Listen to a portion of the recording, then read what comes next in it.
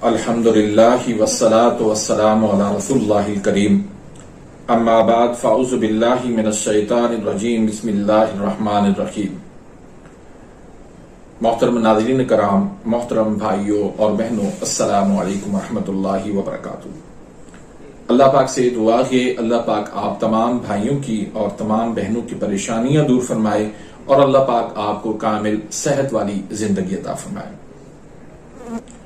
नाज़रीन, आज का जो हमारा टॉपिक है वो है गुर्दों की खराबी और इसमें क्रिएटिनाइन का टेस्ट।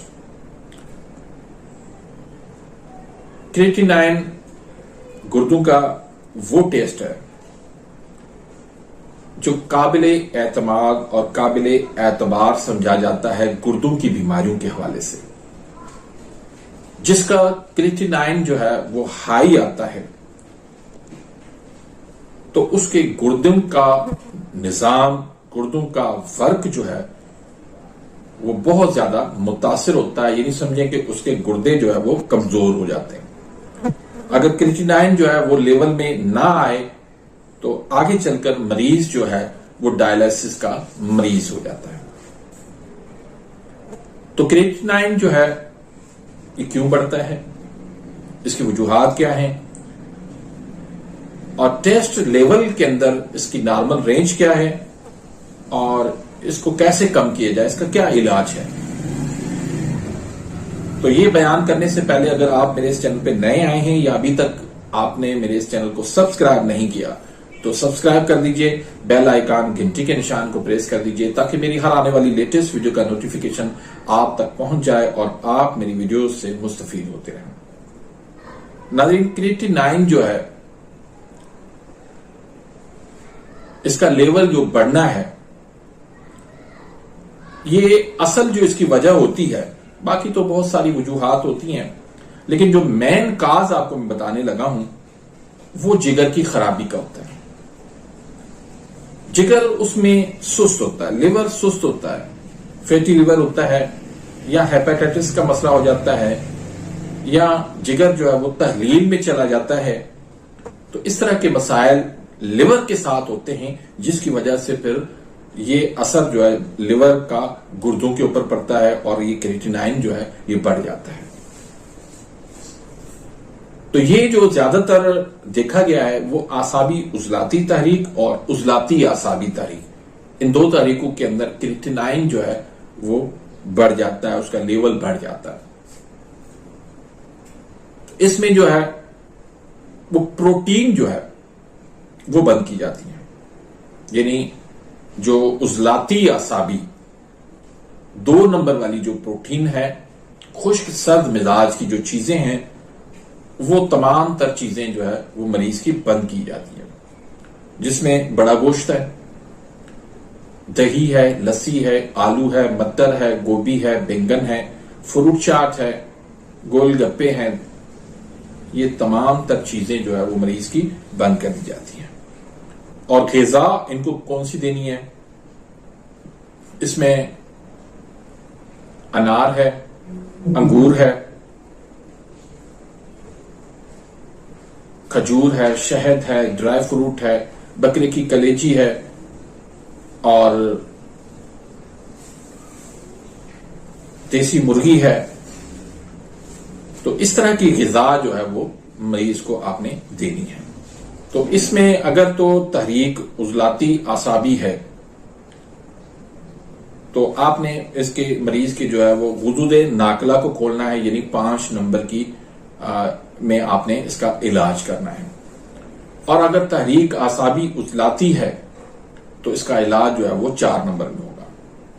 तो क्रिएटिनाइन का जो लेवल है वो नॉर्मल रेंज जो है वो मर्दों की जो होती है वो 0.7 से लेकर 1.3 तक होती है और खवातीन की जो लेवल होता है वो 0.5 या 6 से लेकर 1.1 और 1.2 तक होता है। ये मुख्तलिफ लेबॉरेटरीज अपना जो है ना इसमें नॉर्मल रेंज बताती हैं, उसमें परेशान होने की कोई बात नहीं है। तो अब क्रिएटिनाइन जो है उसकी बढ़ने की बहुत सारी वजूहात होती हैं। मसलन शुगर है, शुगर की मुसलसल अद्वियात इस्तेमाल करना, खून की कमी हो जाना, उसके बाद ट्राइग्लिसराइड जो है वो बढ़ जाना, फैटी लिवर हो जाना, कोलेस्ट्रॉल का बढ़ जाना, तो ये तमाम तर वजूहात जो है इसकी हो सकती हैं।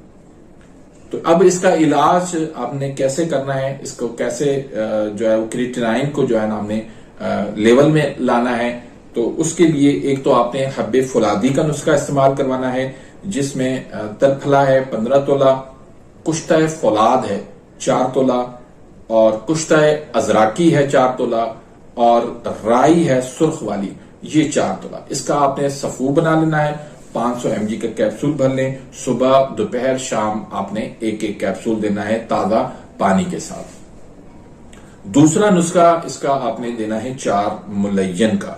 इसमें अजवाइन है, राई है और बाबची है, तीनों एक एक तोला करना है। और गंधक आंवला सार आपने इसमें 3 तोला शामिल करना है। इसका सफू बना के आपने 500 mg के कैप्सूल बनने। छोटे बच्चों को 1 कैप्सूल देना है और बड़ों को जो है वो आपने 2 कैप्सूल देना है ताजा पानी के साथ।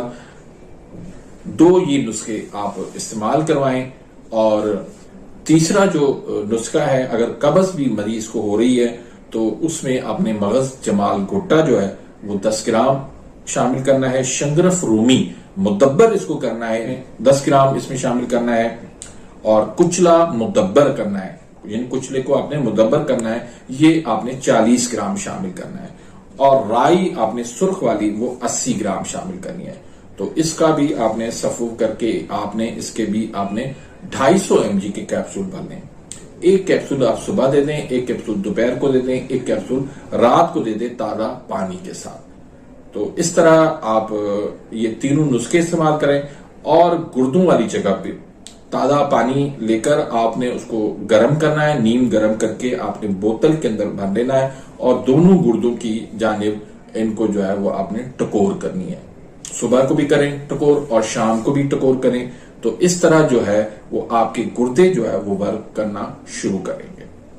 और इसमें पेशाब का खास ख्याल रखना कि पेशाब आपका कम ना हो, उसको बढ़ाने की कोशिश करनी है। अगर उजलाती असाबी तहरीक है तो फिर आपने 5 नंबर की अद्वियात देनी है, जिसमें 5 मुलय्यन, 5 अक्सीर और 5 हाजम। और अगर आसाबी उजलाती तहरीक है तो ये 3 जो नुस्खे मैंने आपको बताए हैं, ये नुस्खे आपने इस्तेमाल करवाने हैं। तो अल्लाह के फजल करम से क्रिएटिनाइन जो है उसका लेवल आहिस्ता आहिस्ता जो है वो नॉर्मल होता जाएगा और गुर्दे जो है ये इसके बिल्कुल ठीक तरह से काम करने लग जाएंगे। इसको किसी किस्म की डायलिसिस की जो है वो जरूरत पेश नहीं आएगी। तो उम्मीद करता हूं कि आज की इस वीडियो से आप मुस्तफीद हुए होंगे। मिलते हैं इंशाल्लाह नेक्स्ट वीडियो में, तब तक के लिए इजाजत, अल्लाह हाफिज।